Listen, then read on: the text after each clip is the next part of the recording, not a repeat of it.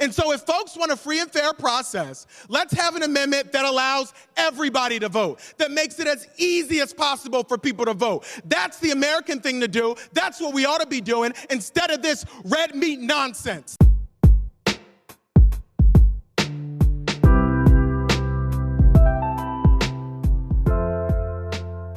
Today, we are joined by Malcolm Kenyatta. Malcolm is running for Senate in the state of Pennsylvania, and he's the first openly gay Black state representative elected to the state legislature within Pennsylvania.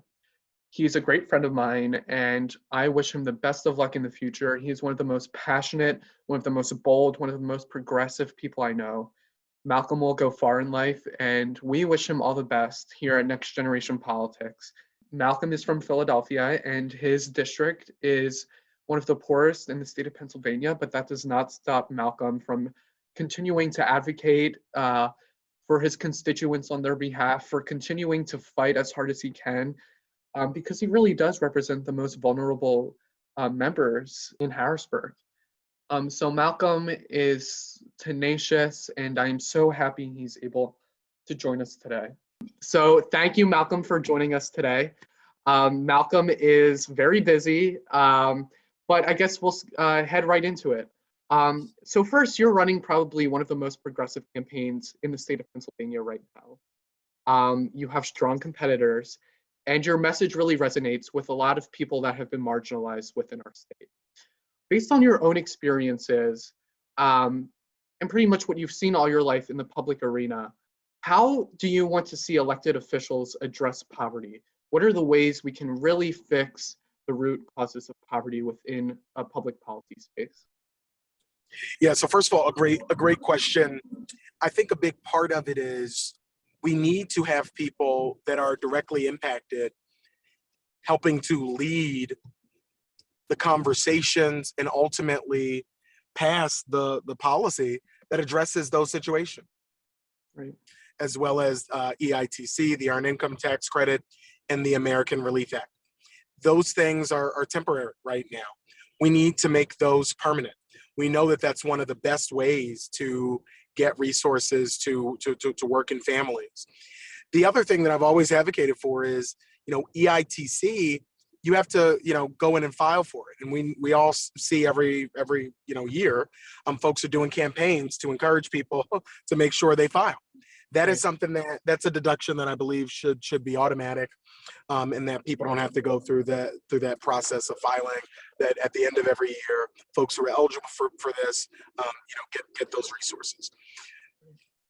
We definitely also know. Yeah, go ahead. No, definitely. I think the Earned Income Tax Credit. I don't think progressives are talking about the 40% reduction in child poverty enough. Joe Biden has addressed it, but I am so grateful for that. That will impact so many people. Absolutely. It is a big deal. And it's one of those, moments where we're reminded that when we think about policy, when we think about who wins and loses, quote unquote, who wins and loses when we're having a policy debate. Right. Yeah. For the folks who are going to see that reduction, passing this bill was not hypothetical. It was not about getting a political win. It is about their lives being measurably different. And that is the power of public policy. And that's why I think folks who are, as you said, marginalized, or working folks, poor people, it's why these communities need to be engaged, and not just engaged in terms of just being voters, but also engaged in terms of running for office and winning office. Because when the debate is not hypothetical or philosophical for you, there's a different way that you fight when you know how important this is on a practical level. Definitely. Yeah, and that actually follows up with my second question. Do you think that lawmakers are doing enough to incorporate minority voices in their decisions, specifically within the Democratic Party? And if not, how do you think their constituents should go about making their situations heard? Like, are town halls enough? What can poor people really do to interact with politicians? As I said before, run for office. Run for office. Easier said than done. Well, I'll tell you this. There are great organizations, particularly if you're a young person who's thinking about it, an organization called Run for Something, which I think is one of the best out there in terms of recruiting, training, and resourcing young candidates to step up and actually do it. Our government needs to reflect the fullness of the American experience. If you look at it right now, over half of the folks who are members of Congress are millionaires. And so it should be a shock to no one when the needs of working families and poor folks are not prioritized. Because it's one thing to say, oh, you know what, I read a paper about that, and that sounds bad.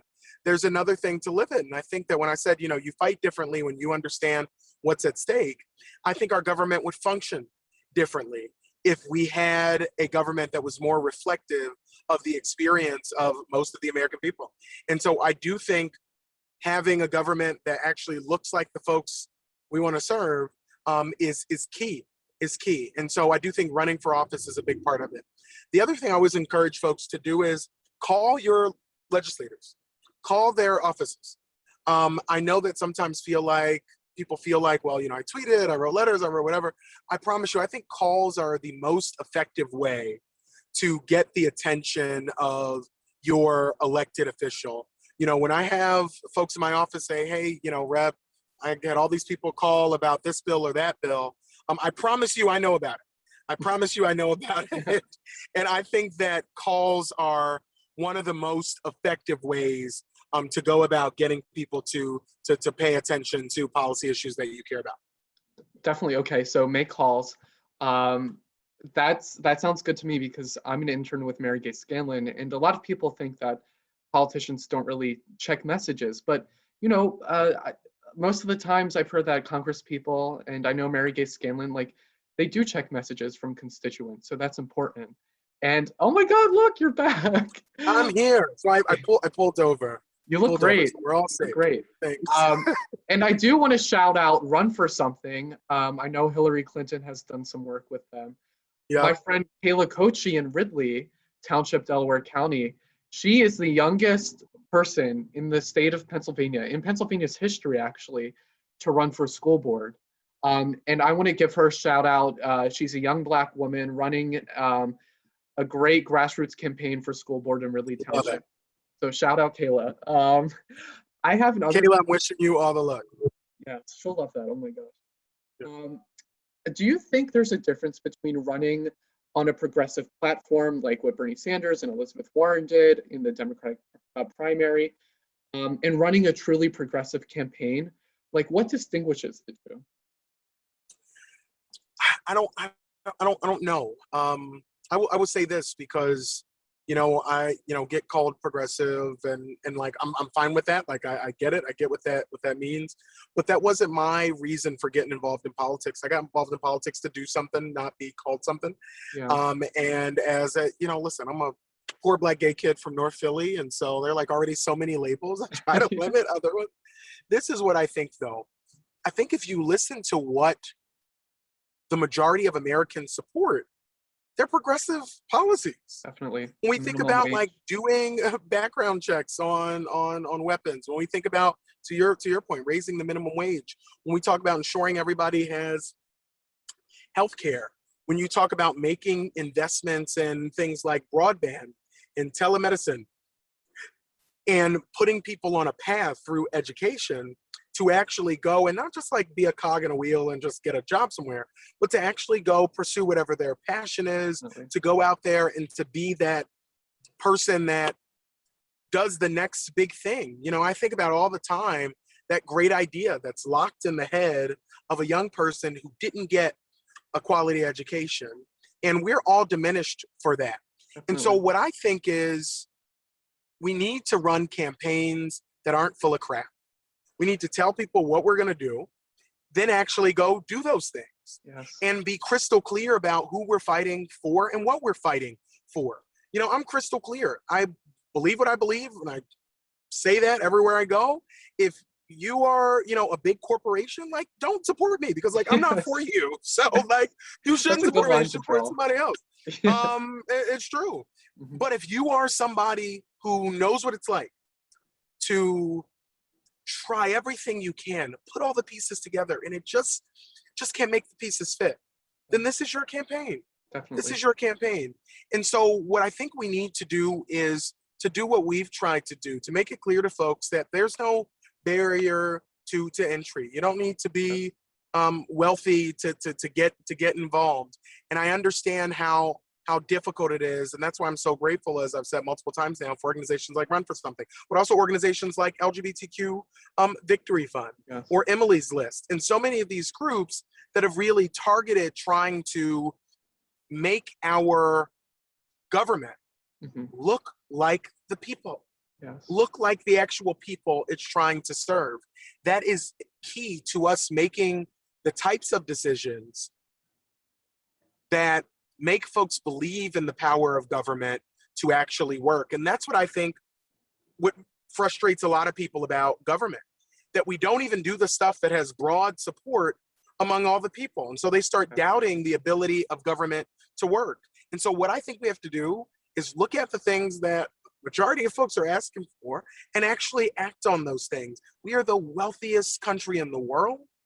There should not be a situation where folks are going bankrupt because they have a medical bill. Yeah. That folks are being thrown out of their homes in the midst of a pandemic. And I'm specifically referring to that recent court case that just overturned the CDC's eviction moratorium. Yeah. These are things that I think fly in the face of what the majority of the people want. And so what I think we need to do is just do what people desperately need us to do and make government work. In Harrisburg, we name a lot of bridges, but we ain't fixing a lot of bridges. And I think that that's what folks would like us to do. Definitely. And what's your vision for Pennsylvania and for America? And what do you say to Democrats in our state who love your policies? And I've heard this, but say, you know what, Jack, I really like him, but Malcolm is queer and Black, so I really don't think he can win. The Penn State area, rural Pennsylvania. What do you say to that criticism?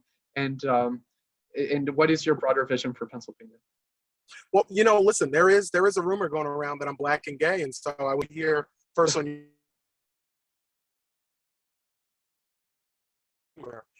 Listen, I believe a couple of things. That first and foremost, people are asking the question of not whether I look like them or whether I love like them. They're asking whether or not I'm going to fight for them.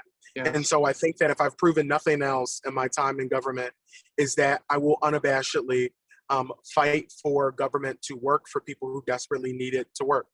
The second thing I'll say is this idea that a Black candidate can't win is not grounded in any real data. There's a man whose name is Barack Obama, who's Black, who won Pennsylvania twice. And if you look, and he wasn't my favorite candidate in the world, but our Auditor General is a Black man who just won just a couple of months ago. And so this idea that Black candidates can win statewide is just phooey and nonsense.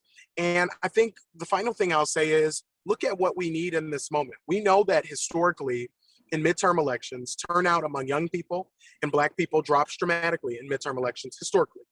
We also know that when young people run for office, more young people vote. Yeah. When Black people run for office, more Black people vote. Yeah. When working people run for office, more working people vote. I mean, this is not rocket science.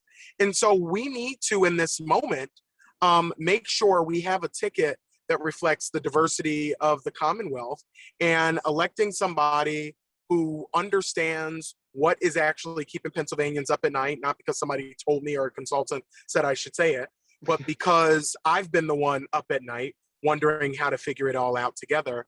I think that ultimately that is what's going to carry the day. If folks are saying, hey, this would be some history, they're right. This would be some history. And if you believe in everything I'm saying, the only thing you need to do to make sure I win is vote. Yes. Just vote. Vote for Malcolm. I can say I think my podcast, I think all the young people I know are backing you. It's either you or John Fetterman. I'm definitely on your side in this one. But I do have another question. So, as a gay man, I do get nervous. I guess for you a little bit, because I hate seeing homophobia targeted at you. I did read some of the horrible DMs you received. What do you say to the bad experiences that you faced as a queer Black man? And how have you like overcome that in the public arena? Like, what do you draw for, like, how do you overcome that? Listen, I'm a Black gay man every day of the week, and so I don't know. I really don't spend a lot of time. And I think that goes back to the question that you just made before, right? Because what people are saying, when people say, oh, Malcolm can't win, what they're saying is that there are some folks who are racist and hateful. Right. We shouldn't decide what we're going to do based on what folks who are willing to storm the Capitol, what they're going to do. Right. Yeah. We should decide what we're going to do based on what we know is the right thing to do. Yes. And the right thing to do is to call out hate every single time we see it. You know, I think the president says it very well. Hate hides. And every time it pops its head up, we have to call it out.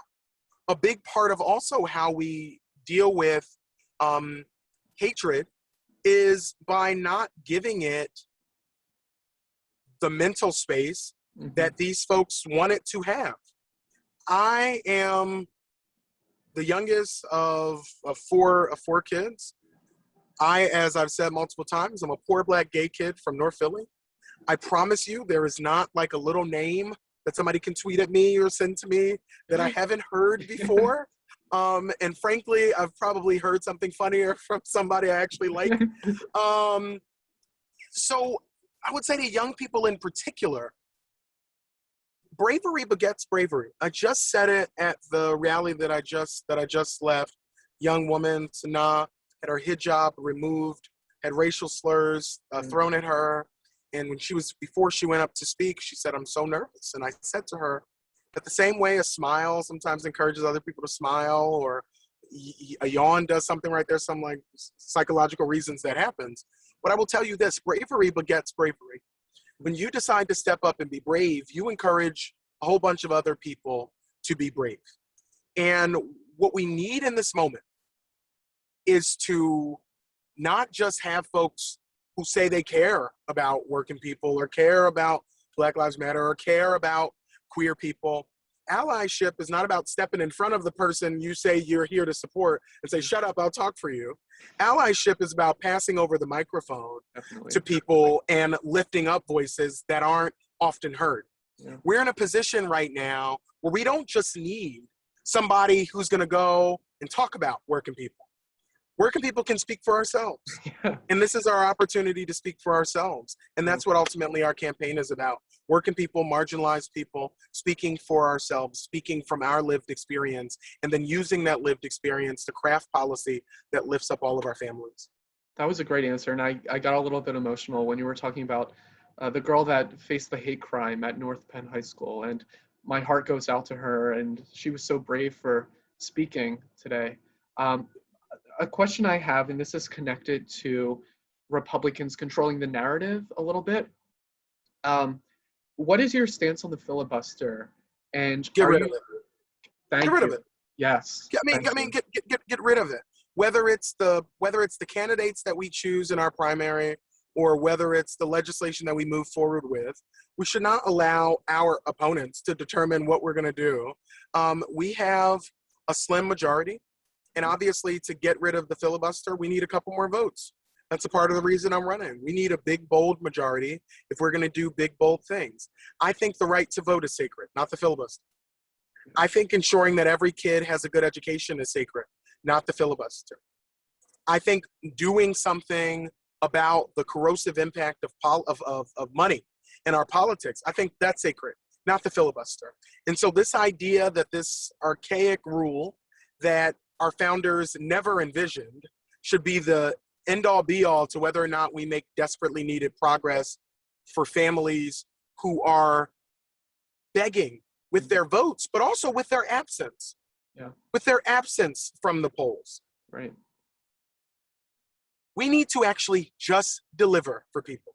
No excuses, just deliver. And folks like Joe Manchin are dead wrong. Dead wrong. And when I get to the Senate, I'll be happy to tell them. Thank you so much. Oh my God. And But I'm Thank sure he listens to your podcast. You send it to his office. you. But I told you, I'll you send it- call and you say I'm about Yeah. to send it. All right. Yeah, I'll send it to Joe.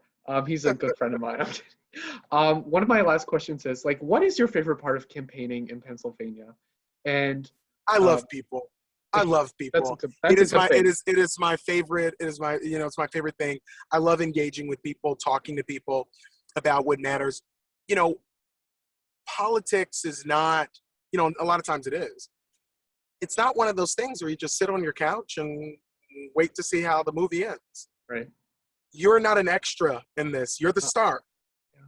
You're the star of this. Main character And when energy. you don't show up, correct. And listen, when you don't show up, for folks like me who are, from the theater, when you don't show up, you have an understudy that shows up. Right. And nothing against understudies, but a lot of times understudies not as good. No. And so what I mean by that is when folks who care about democracy, who care about us doing what we need to do to lift families up, to make sure everybody has health care, to make sure we cancel student debt and make sure college is affordable moving forward, to do something about the existential climate crisis, like the idea of whether or not we have a planet to live on, a planet from which to even have these debates. The idea that housing should be a human right. When people who believe those things, but who have allowed the cynicism to creep in and make them stay out, or allow that cynicism to make them vote for somebody they don't totally believe in, but they just think that person has a better shot. When you allow that to happen, I will tell you, folks who don't believe in what we believe, who don't believe in securing our democracy and expanding the promise of America, those folks will show up. Right. They will show up. Yeah. And so we have to show up. This is one of those moments, and this is one of those races. For anybody who's like, Malcolm, I love you, but I'm not sure. You can't sit back and wonder what the outcome is going to be. You have to decide the outcome. And when folks show up to vote, when folks donate whatever they can to malcolmkenyatta.com, you're deciding the outcome. And we are incredibly proud that we are doing this campaign, taking $0 from big corporate PACs, from fossil fuel industry folks, $0. We're doing this $33 at a time, average contribution, $33 at a time. And I'm so deeply proud of that. For people who feel like, hey, I'm not a big donor, but you don't have to be. This race is about folks who felt ignored and shut out and not seen. We're going to make sure they all see us, and we're going to go deliver for a government to actually do things for people who desperately need government to do something. That's amazing. And I think that's a good note to end on, a good positive note. Thank you again so much for coming on. And any last words? Happy to do it. Listen, my last words are to you and to all your listeners. Continue to do what you're doing. Continue to have these conversations. We're all better off that you're continuing to engage folks the way that you are in your network and beyond. So thank you for what you're doing. Thank you.